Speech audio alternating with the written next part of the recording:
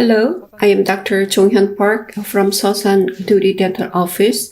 I'm going to talk about full mouth rehabilitation with immediate loading. Temporary teeth are the most tricky part when it comes to the full mouth implant restoration. Immediate loading can give the maximum satisfaction to the patients with mascatory and aesthetic results. With immediate loading, temporary restoration fracture or loss can pose a grave danger. Temporary teeth are very important. I'll talk about what need to be considered for immediate loading with severe cases.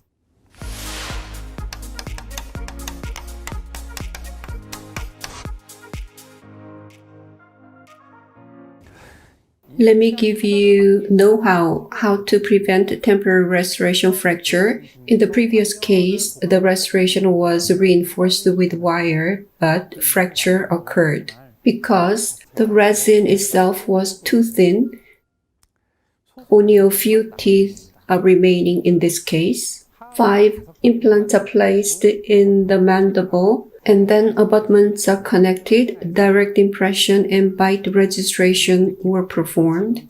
In a lab, temporary restoration was made, but it was too thin, so we thickened it with resin, and it was immediately loaded. It looks like the temporary restoration from the lab may break. Of course, it's better aesthetically, but if you look at the bottom photo, the thick one looks safer.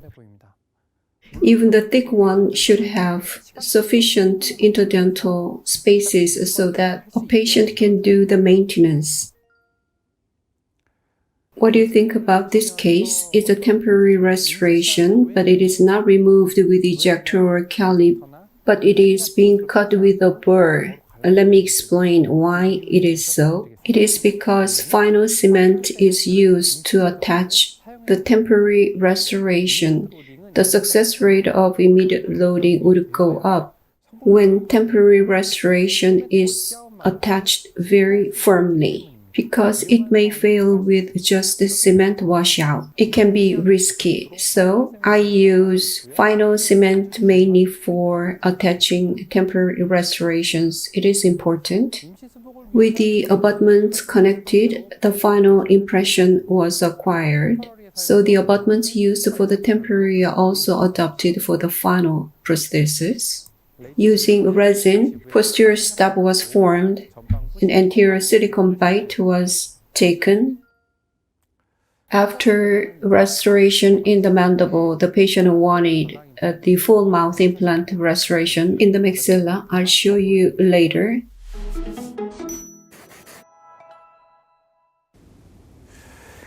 Impression taking for temporary restoration. In the maxilla, implants were placed. In the central incisor area with a sufficient bone width, cantilever is planned for the lateral.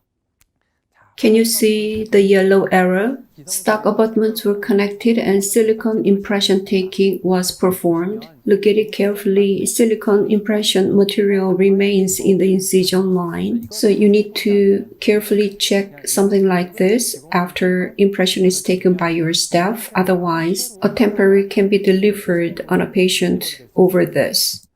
The small mistake like this can make a big difference in the result. Silicone material should not be remaining in the incision line. We need to observe that. This is based on my experience. So for immediate loading, I try not to use silicone. For temporary impression taking, I use scanning or alginate.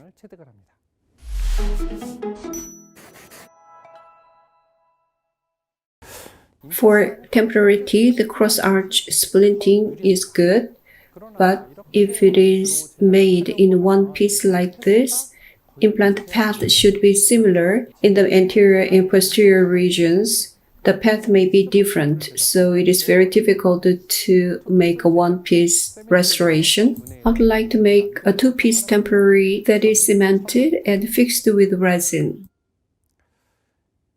The path in the posterior was different from anterior, but splinting effect was achieved. What is important is a lab should be told not to high polish the connection part before it is sent to the treatment room. If polishing is done with the pumice or ruse, resin's bonding strength can be decreased. The abutments used for the temporary were adopted. Abutment level impression was taken for the final prosthesis.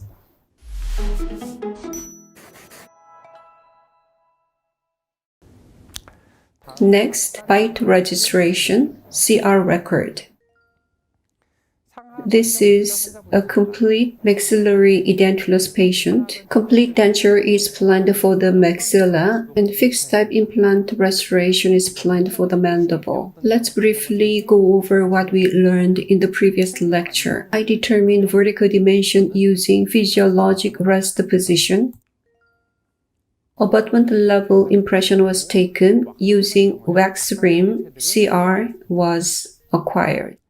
To fabricate for both maxilla and mandible, for maxilla, anterior-only arrangement is made. For mandible, 3-piece temporary restoration is made due to the different paths of placement in the anterior and posterior. I'll show you again how to connect and fix the 3 pieces. Intraorally, the temporary was cemented with the final cement first, and the temporary restoration was connected and fixed with resin. This way, cross-splinting was achieved even the placement paths were different, and CR was acquired again. You can arrange all the way up to posterior in one try, but I prefer to take CR again for the posterior region as it can reduce the adjustment time. After using the temporary for 2 to 3 months, the next step is the final prosthesis. Moving on to the final prosthesis after temporary, that is a simple step.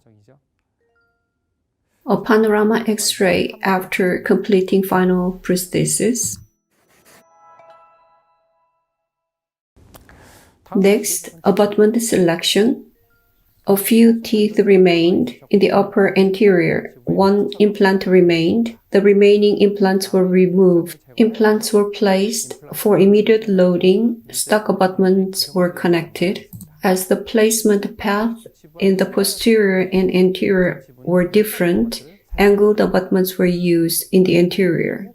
In the treatment room, roughly a rim was fabricated to take CR relation. As I explained before, a 3-piece temporary restoration was fabricated, cemented, and connected with resin. As the patient had no concern for smile line, so equimargin final prosthesis was determined rather than subgingival margin for the anterior. I believe this is important. I believe stock abutments are not good enough for the anterior region. So like this, custom abutments were fabricated again. When implant placement paths are very different like this, and if you use transfer impression coping for impression taking, it's very difficult to remove the impression material. So I prefer to use regular body only rather than the heavy body. Now we can find the problem. I did the intraoral abutment adjustment and removed some gold coating. The metal abutment in the zirconia prosthesis is showing. To reduce such problem, in the anterior maxilla, we need to use gold-coated abutments, or inside of zirconia should be treated to be opaque.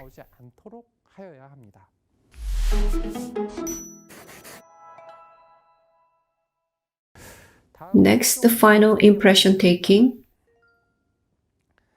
At number 24 and 25, the abutments used for temporary were adopted for the final prosthesis. At number 26, custom abutment was fabricated. What we need to consider is that when we use the abutment level impression taking, subgingival margins appear in several places. How can we resolve the problem? In my case, when stock abutments are not prepared or adjusted, the same size stock abutments would be scanned in advance with a model scanner when we can assume all stock abutment sizes are the same. And when we bring in and merge the image file, we can easily obtain subgingival margin. That means impression taking can be taken up to the visible part. There was a subgingival margin. The margin was not properly registered when impression was taken, but through merging, proper final prosthesis was fabricated. For mandible, implant level impression was taken in one try and the final prosthesis was completed. It doesn't matter if you use abutment level or implant level impression taking. I try to use the stock abutments used during the immediate loading before. Then more abutment level impression would be taken. The subgingival margin problem can be overcome with merging. It is regrettable that abutment metal color is showing in the upper anterior. Final prosthesis was completed. Final panorama image.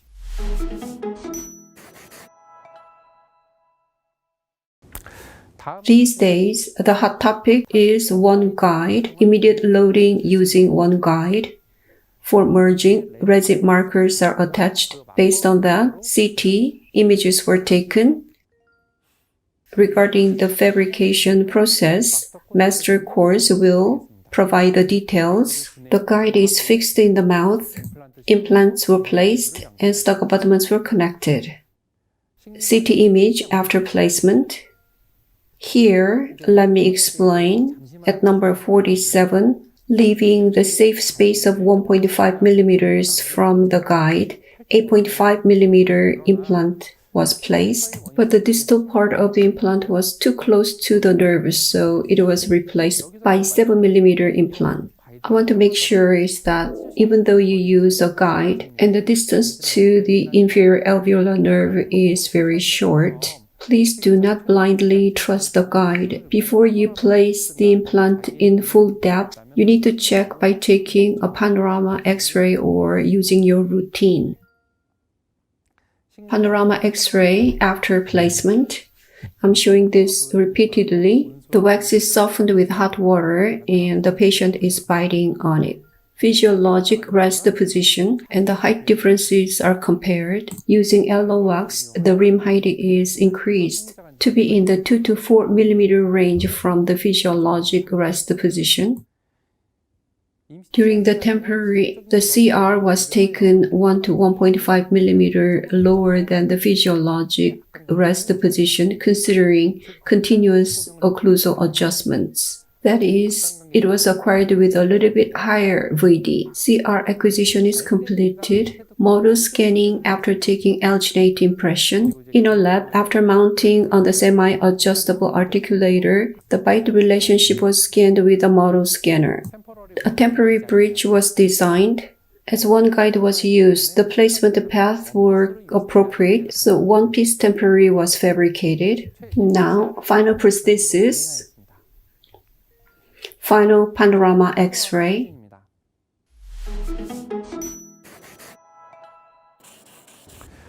Summary. Like this.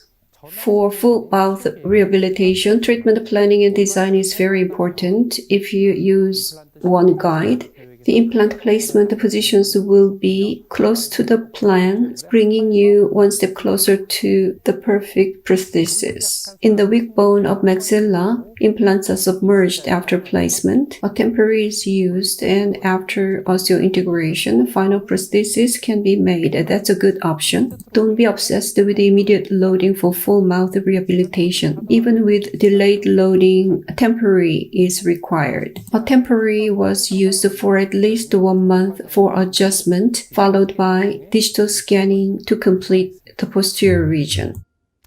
After completing the posterior region, rubber impression is taken for the anterior. Subgingival margins are showing here and there. Before custom abutment was connected, the abutment was scanned through merging. Subgingival margin images were acquired. It may not be easy to understand what I'm saying. That will be explained in the master course. In this lecture, we talked about immediate loading for full mouth fixed implant restorations. Immediate loading on the bilaterally connected restoration is a highly successful and predictable procedure. I believe you will get very good outcome if you try the immediate loading based on what you learned today. I'll come back with next lecture. Thank you.